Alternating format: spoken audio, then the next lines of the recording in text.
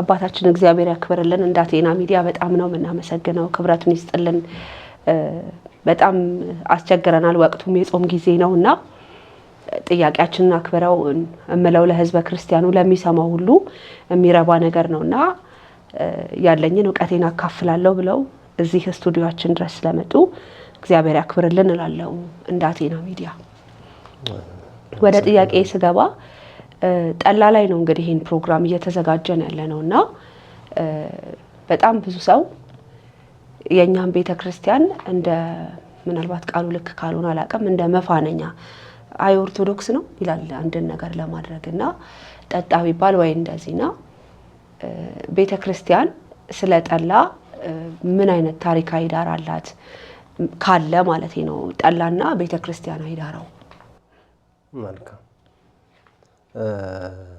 እንግዲህ እንደ ኢትዮጵያ ኦርቶዶክስ ተዋሕዶ ቤተክርስቲያን ጠላ በአባቶቻችን ባህል ኢትዮጵያውያን መገለጫ ነው እንጂ ሃይማኖታዊ ትውፊት አይደለም ቅድስት ቤተክርስቲያን በተለይ ኢትዮጵያ ኦርቶዶክስ ተዋሕዶ ቤተክርስቲያን ጠላን በምግብነት ነው የምትጠቀመው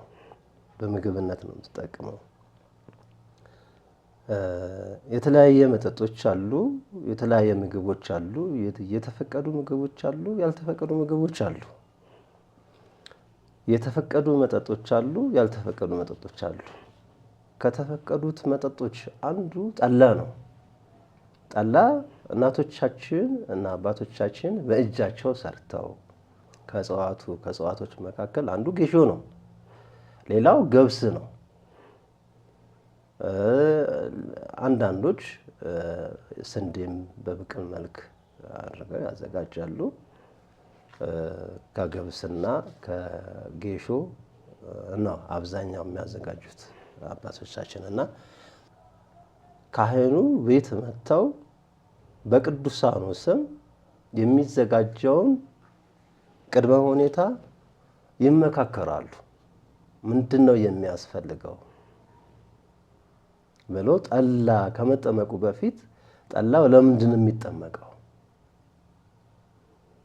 ፕሮሰሱ የእናቶቻችን ሞያ ነው የሚሆነው ጠላ አመጣጡን ስንመለከት አባቶቻችን ለምግብነት ወይንም ለመጠጥ ከሚዘጋጁት መካከል መርጠው ለሰው ልጅ ጤና ነው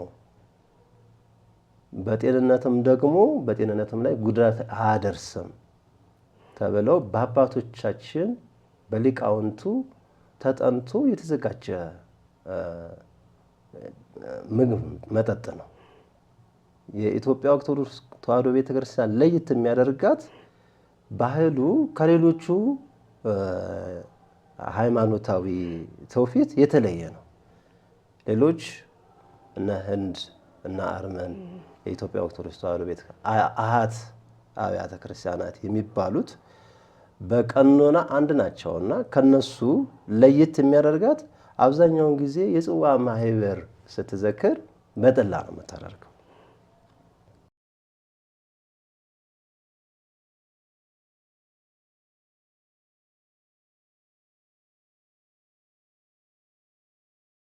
ከመጀመሪያ አባቶቻችን ሲያዘጋጁት ለመጠጥም ብቻ ሳይሆን ለመታሰቢያም ነው መታሰቢያነቱ ምንድነው እሱ የአንድነት ምግብ የሚዘጋጅበት የአንድነት መጠጥ የሚዘጋጅበት ነባራው ሁኔታው ከቅድስት ቤተክርስቲያን የተቀዳ ነው ቅድስት ቤተክርስቲያን ምግበ ስጋና ምግበ ነፍስ ታዘጋጃለች ለልጆቿ ማለት ነው ጠላ ከምንም በላይ ሰውነትን በማይጎዳ መልኩ የምንጠቀመው ከሆነ ለሰውነታችን ተስማሚና ገንቢ ነው ጠላ አሰራሩ ቢለያይ ማለት ነው በእናቶች በባለሙያ አሰራሩ ሊለያይ ይችላል ደምን ከሚሙሉ መጠጦች አንዱ ጠላ ነው ኢትዮጵያ ኦርቶዶክስ ተዋሕዶ ቤተክርስቲያን ማንኛውም ነገር ከመጠጥና ከምግብ ጋር የተያያዘ ነገር መጠን አለው ማለት ነው። የምንጠጣቸው መጠጦችና የምንመገባቸው ምግቦች ተመርጠው ነው። እንግዲህ ውሃም እንዳለ ሆኖ ማለት ነው። ከነዚህ ውጪ እንደ እንክርዳድ አይነት የሰውን ሕሊና የሚያስቱ የሚያሰክሩ ማንነትን የሚያዘነጉ የሚገቡበት ከሆነ ሰው መስመሩ ሊለቅ ይችላል። ከዚሁ ከዝክር ጋር ስናነሳ አሁን ቤተክርስቲያን ቅጥር ግቢ ውስጥ ሁሉ ሰዎች ሲዘክሩ ቢራ ወይም የታሸጉ የአልኮል መጠጦች ይገባሉ እና ስህተት ይሆን ይሄ ነገር ወይስ ጠላ ከገባ ይሄም ቢገባ ችግር የለውም ወይ? እንደውም ይሄን ጥያቄ አሁን ከእርሶ በፊት እንግዳ ነበረችን፣ ጠላ ጠማቂ ናት። ጠላ ከመጥመቋ በፊት ግን ቢራ ጠማቂ ነበረች ተምራ በትምህርትና ቤተክርስቲያን ውስጥ ሲገባ ቅር ይለኛል አለች። ምናልባት እኔ ጠላ ስለምሸጥ ይሆን ቅር የሚለኝ አለች ጠላ በሆነ ብዬና ክርስቲያናዊ ያስተምሩ አለ ወይ በጠላ መዘከር ወይስ ያው ነው ቢራውን ቢገባ? መልካም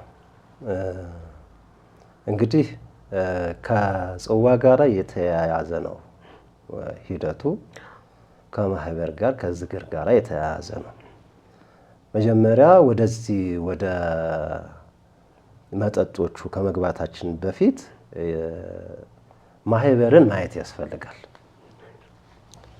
ማህበር ማለት ምን ማለት ነው ብለን ስንመለከት ሀበረ አንድ አደረገ ከሚለው የግዕዝ ግስ የወጣ ቃል ነው። ቃሉ ማህበር ማለት አንድነት ማለት ነው።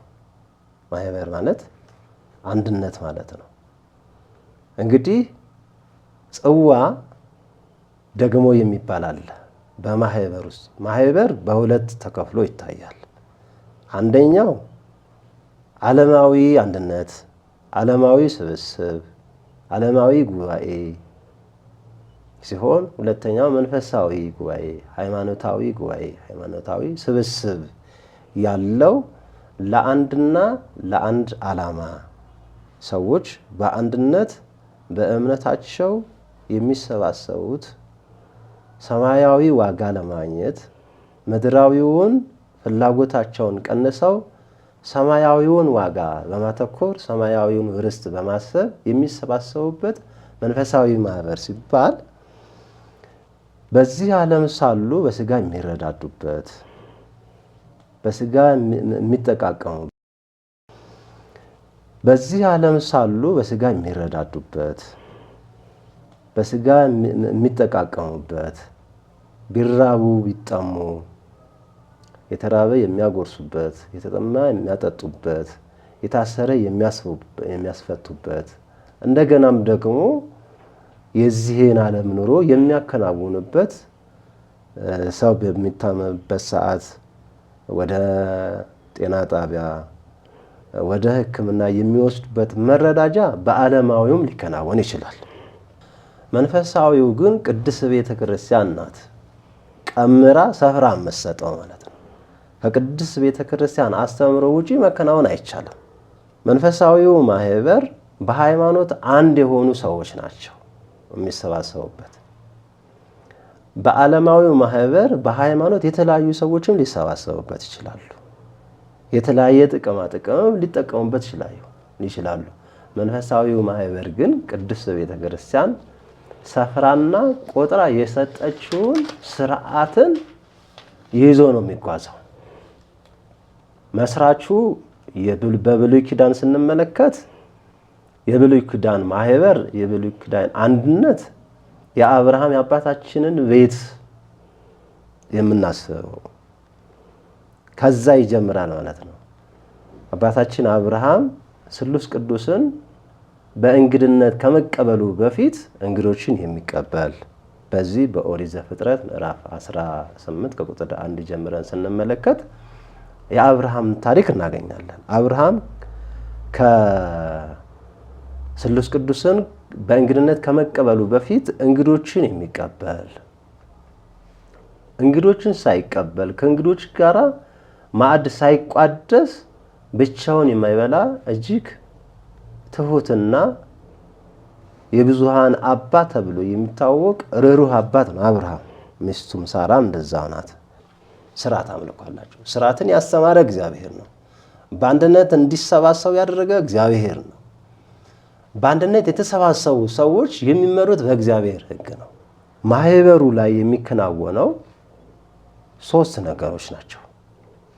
1 መጠጥ አለ፣ 2 ምግብ አለ፣ 3 ቃለ እግዚአብሔር አለ። 3 ነገሮች ሲከናወኑ ለመጠጡ መጠጫ አለው፣ ለምግቡ መመገቢያ አለው፣ ለቃለ እግዚአብሔሩ ጊዜ አለው። ጽዋው መጠጡ አለ፣ ምግቡ አለ። እንግዲህ ጽዋ የሚሰራው በሐዲስ ኪዳን ነው። እንግዲህ የሚሰራው ከተለያዩ ማዕድናት የሚሰሩ ጽዋዎች አሉ። ከሸክላ ከአፈር የሚሰሩት እናቶቻችን በሸክላ መልኩ የሚሰራ አለ። ከሌሎች ከተለያዩ ማዕድናት የሚሰሩ ጽዋ አለ። መጠጫ ነው ጽዋ በጥቅሉ። የሚያዘጋጁት ክርስቲያኖች ናቸው። አሕዛብ ማዘጋጀት አይችልም። መጠንሰስም አይችልም። አሕዛብ ወይንም ያልተጠመቀ አማኒ ማለት ከሃይማኖቱ ውጭ የሆነ ሰው ማዘጋጀት አይችልም። ከእምነት ጋር የተያያዘ ስለሆነ በዚህ ማቴዎስ ወንጌል ምዕራፍ 10 ከቁጥር 42 ጀምረን በነቢይ ስም ነቢይን የተቀበለ የነቢይን ዋጋ ያገኛል፣ በጻድቅ ስም ጻድቅን የተቀበለ የጻድቁን ዋጋ ያገኛል የሚለው ቃል ስላለ እውነት እውነት እላቸዋለሁ በደቀ መዝሙሬ ስም ቀዝቃዛዋና ቁራሽ እንጀራ እየሰጠ ዋጋውን አያጣም ተብሎ ለደቀ መዛሙርት አስተምሯቸዋል። ይህንን መሰረት አድርገው ማህበራትን በመድኃኔዓለም ስም ይጀምራሉ። ብለውም በቅዱሳኑ እሱ በመረጣቸው ይጀምሩታል። ማህበሩ ማለት ነው። ካህኑ ሄዶ ቤቱን ይባርካል። ቅዳሴ ማርያም ደግሞ ኪዳን የሚባል ጸሎት አለ፣ መስተውቆ የሚባል ጸሎት አለ፣ ሊጦን የሚባል ጸሎት አለ። እነዚህን ያደርሳል። ከዛም በኋላ ጽንሱን ራሱ ይባርከዋል።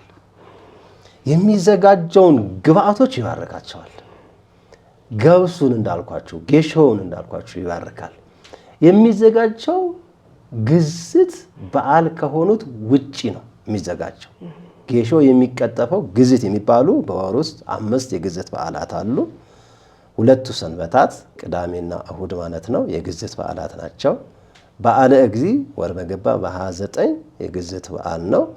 በዓለ ቅዱስ ሚካኤል ወር በገባ በ12 የግዝት በዓል ነው። በዓለ እግዝእትነ ቅድስት ድንግል ማርያም ወር በገባ በ21 የግዝት በዓል ነው። እነዚህ ማንም ሰው ክርስቲያን የተባለ ሰው አይደፍራቸው። ከነዚህ ውጪ ባሉት ቀናት ውስጥ ነው የሚዘጋጀው።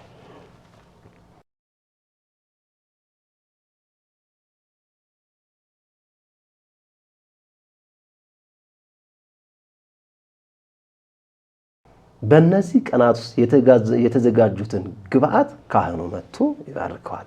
ካህኑ መድኃኔዓለም ክርስቶስ ነው የሚወክለው። ስልጣኑ የመድኃኔዓለም ክርስቶስ ነው። መድኃኔዓለም ነው የሰጠው። ያለ እግዚአብሔር ፈቃድ ክህነት ማግኘት አይቻልም። ክህነት በቅድስና ሳይሆን በጸጋ ነው የሚሰጠው።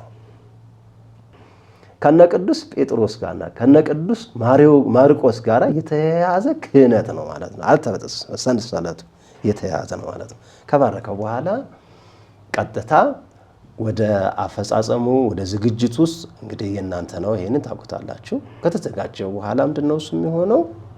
እንደ መጠጫ የተዘጋጀው ካህኑ ሲባርከው ጽዋ ይሆናል። የተቀደሰ የተለየ ነው ከሌላው።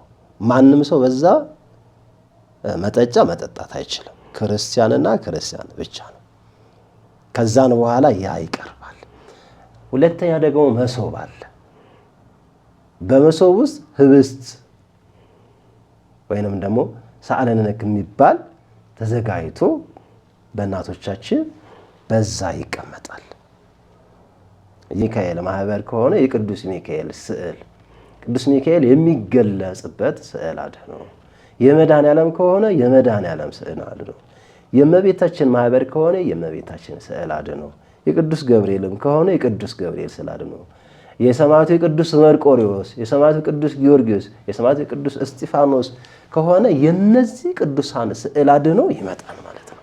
እነዚህ 3 ነገሮች ሊኖሩ ይገባል አንድ ማህበር ውስጥ፣ አንድ መንፈሳዊ የቤተ ክርስቲያን ማህበር ውስጥ እነዚህ 3 ነገሮች አይለዩ። እነዚህ 3ቱ በአብርሃም ቤት የገቡት ስሉስ ቅዱስ ምሳሌ ናቸው። ሶስቱ ሆነው አብርሃም ቤት የገቡ ስሉስ ቅዱስ የሶስቱ የጽዋው የህብስቱና የስዕል አድኖ ምሳሌ ናቸው። ከዚያን በኋላ አተገባበሩ ላይ ስንመጣ እንግዲህ ማህበሩ በሁለት አይነት ነው የሚፈጸመው። አንድ በቤተ ክርስቲያን ሄደው የማህበሩ አባላት ቤተ ክርስቲያን ተሰባስበው ምግቡ መጠጡ ቤተ ክርስቲያን ሄዶ ካህናቱም ቀድሰው ከወጡ በኋላ ባርከው ቀድሰው ይፋትቱታል። ሁለተኛው በየቤት በክርስቲያኑ ቤት የክርስቲያኖች ቤት ትንሿ ቤተ ክርስቲያን ነው የምትባለው እንጂ እንደማንኛውም ቤት አይደለም። ቤታቸው የክርስቲያኖች ቤታቸው ራሱ ትንሿ ቤተ ክርስቲያን ነው የምትባለው። በዚች በትንሿ ቤተ ክርስቲያን ስዕል አድኖ የቅዱሳን ስዕላት አሉ። መስቀል ሊኖር ይችላል፣ ካህን ሊኖር ይችላል፣ ዲያቆን ሊኖር ይችላል። ሌሎች ቅዱሳኑም የቅዱሳኑ ስዕል አድኖ ሊኖሩ ይችላሉ። ከምስጢራተ ቤተ ክርስቲያን ምስጢረ ጥምቀት፣ ምስጢረ ቁርባን፣ ምስጢረ ተክሊል፣ ምስጢረ ቀንዲል እነዚህ ብቻ ናቸው የማይፈጸሙት። ዝክር፣ መመጽወት፣ ቃለ እግዚአብሔር መማር በትንሿ ቤተ ክርስቲያን ይፈጸማል። በክርስቲያኖች ቤት ውስጥ ማለት ነው። በዛ በየቤታቸው ዞረው የሚጠጡት በየቤት የሚጠጡት ማህበር ነው። እንግዲህ አፈጻጸሙ በሁለት ነው የሚፈጸመው ያልኳችሁ ይሄ ነው። እንግዲህ በኢትዮጵያ ኦርቶዶክስ ተዋሕዶ ቤተ ክርስቲያን ስርዓት አምልኮ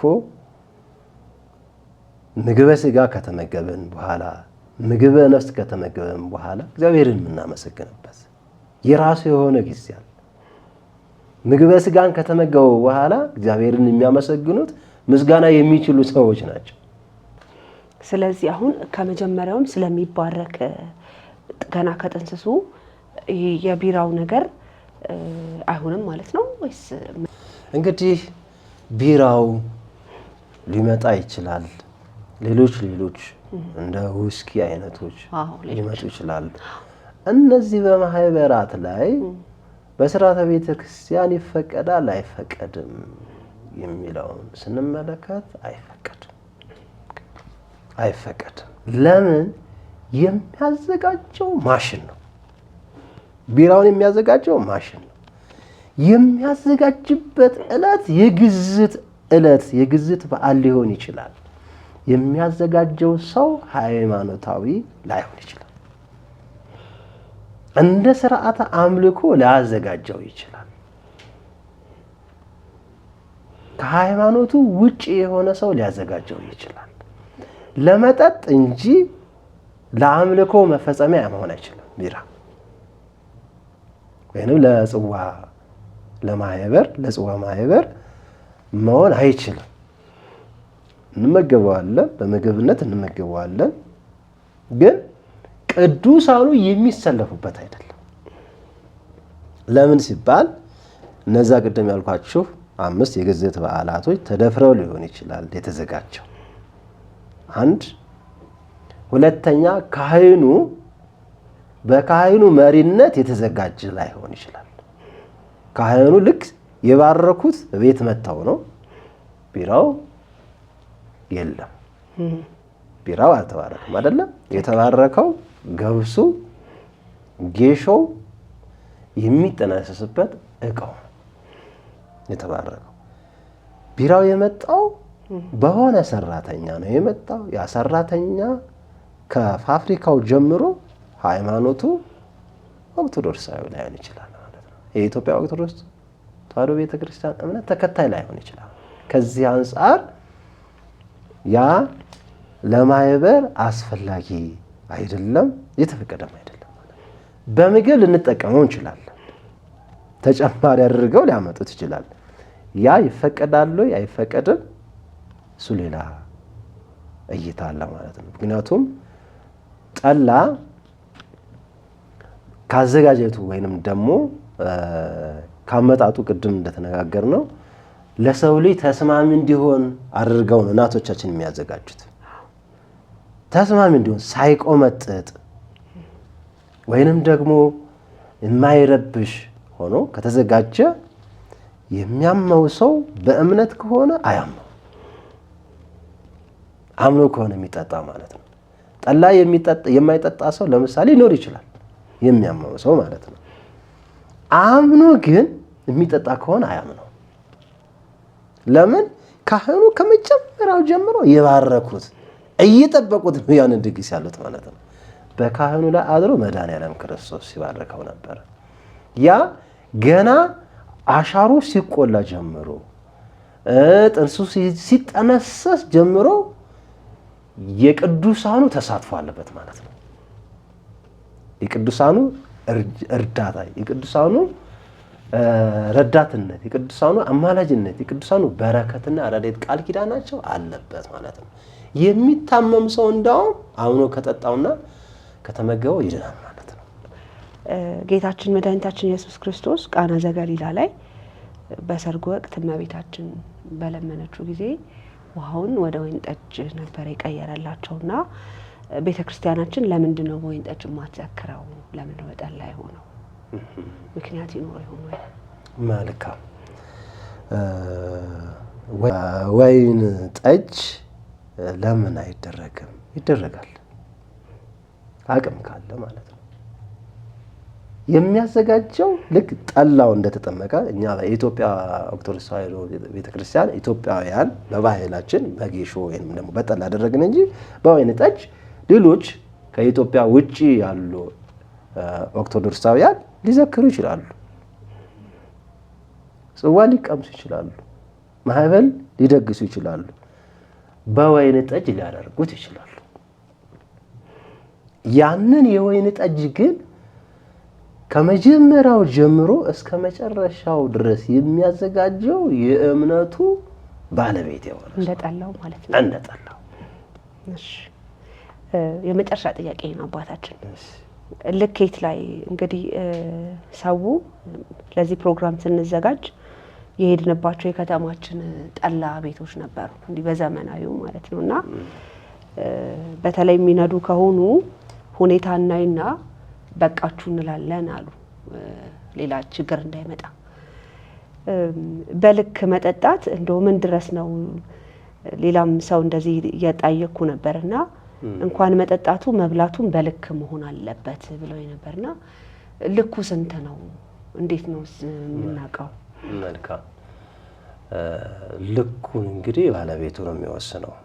ለመጀመሪያ ጊዜ ባለቤቱ ተጠቃሚ ነው የሚወስነው። ደጋሹ የማህበሩ ባለቤት ያዘጋጀውን ያቀርባል።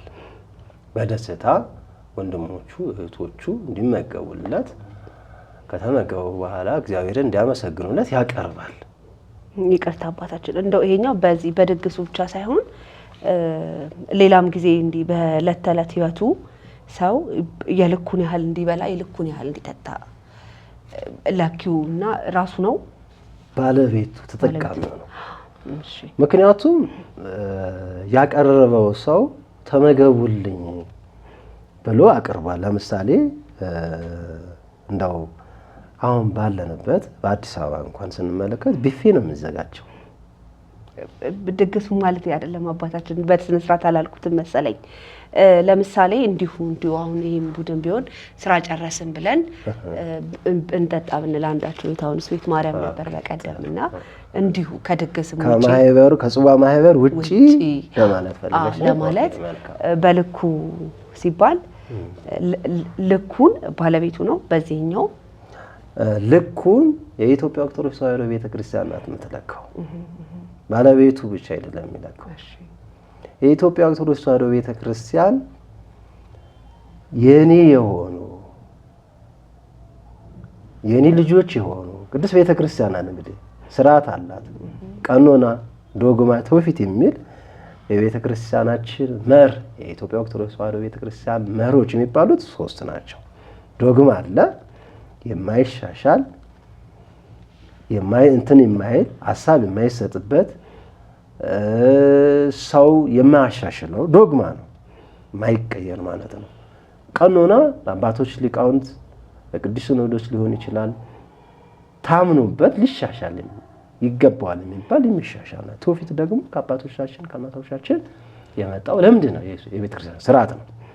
እነዚህ 3ቱም ከቤተክርስቲያን ነው የሚቀዱት እና የኢትዮጵያ ኦርቶዶክስ ተዋሕዶ ቤተክርስቲያን ልጆች ቅድስት ቤተክርስቲያን ስትመገቡ የአመጋገብ ስርዓት ታስተምራለች። ክርስቲያን የሆነ ሰው እንዴት ነው የሚመገበው? ዝም ብሎ አይደለም የሚመገበው፣ ዝም ብሎ አይደለም የሚጠጣም፣ ዝም ብሎ አይደለም። ቅድስት ቤተክርስቲያን ባስተማራችሁ ልክ ሲቀራው በጣም ጠግቦ እስከ አንገቱ ድረስ ደርሶ ሳይሆን ሲቀራው እግዚአብሔርን ያቺ የቀረችውን ራሱ የሚያስበው ያቺ የቀረችውን ያህል መመገብ የማይችሉ ሰዎች አሉ። እነሱን ታሳቢ አድርጎ እነሱን እያሰበ ነው። እጅግ ጠግቦ በጣም ጠግቦ መብላትም ተገቢ አይደለም። መጠን አለው እንደ ስርዓተ ቤተክርስቲያን ማለት ነው። ምክንያቱም ጠግበው ያልበሉ ወገኖች ስላሉ ለነሱም አስብልኝ ብለው እግዚአብሔር ያችን እንደው ሳይጠግብ በደንብም ሳይጠግብ የተዋትን የተወበት ምክንያት የተራቡ በዝን ሰዓት አሉ ከሚለው አንፃር ነው። ልክ መጠን አለው፣ በጣምም አይጠግብም። መጠነኛ ራቡን አስታግሶ ነው ጠገብ ሲል ይተዋል። ይሄ አሁን ለሰውነቱ ተስማሚ ነው የሚሆነው።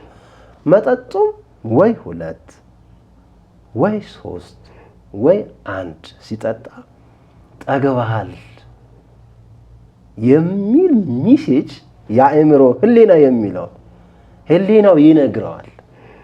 ቅድስት ቤተክርስቲያንም በመጠን ኑሩ ብላ ስለምታስተምር በመጠን እንደው መጠን የሚለው ልኬታ አቅም የሚለውን ቢገልጽም ግን ቤተክርስቲያን እንዳንሰክር ህሊናችንን እንዳንስት አስቀድማ እንዲያውም የሚሰክር ሰው ከእግዚአብሔር ጋር የሚጣላ ሰው ነው። ከመስከሩ በፊት ስካር ሲሸተው ከእግዚአብሔር ጋር ተለይቷል። አይሰክርም ክርስቲያን። የሚሰክር ከሆነ እሱ ከእግዚአብሔር ተለይቷል፣ ከሃይማኖቱ ወጥቷል። እንዲያውም ካህን ከሆነ እንዲያውም ስልጣኑ ይያዛል። ሰክሮ የሚወድቅ ከሆነ ስልጣኑ ይያዛል። ስለዚህ መስከር የለም፣ ከጥጋብ መብላት ከጥጋብ በላይ መብላት የለም። ስለዚህ እነዚህ ከሌሉ ቅድስት ቤተክርስቲያን መጥና ሰጥተዋለች፣ በዛ ተጠቅሟል፣ ጉዳት አይደርስበትም ማለት ነው። መስከር የለም። የሚሰክረው ከሥርዓተ ቤተክርስቲያን ሲወጣ ነው። የሚጠግበውና ወደ ላይም ወደ ሌላም ችግር የሚያመጣበት ከቤተክርስቲያን ሲወጣ ነው ማለት ነው። ስለዚህ ሰውየው ሳይሆን ቅድም ምናልባት ሰውየው ያልኩት እንደ ሃይማኖቱ በኢትዮጵያ ኦርቶዶክስ ተዋሕዶ ቤተክርስቲያን አስተምሮ ውስጥ ካለ እሱን ያስባል ለማለት ፈልጌ ነው እንጂ ሰውየው በቃ 4-5 እንጀራ መብላት አለብኝ ካለ 4-5 እንጀራ ሊያጠናቅቅ አይደለም። መጠጡም አንድ እንትን ገለብጣለሁ ካለ እሱ እንዳለው አይደለም። እንደ ሃይማኖቱ እንደ ቅድስት ቤተክርስቲያን አስተምሮ ነው መመገብ ያለበት። ይሄ ነው እናቴ። እግዚአብሔር ያክብርልኝ አባታችን። ጥያቄዎቼን ጨርሻለሁ። ካልኩት ጊዜ በላይ ነው የወሰድኩት። በጣም በቂ ትምህርትና ማብራሪያ አግኝቻለሁ። እግዚአብሔር ያክብርልኝ አባታችን። እግዚአብሔር ይስጥልን።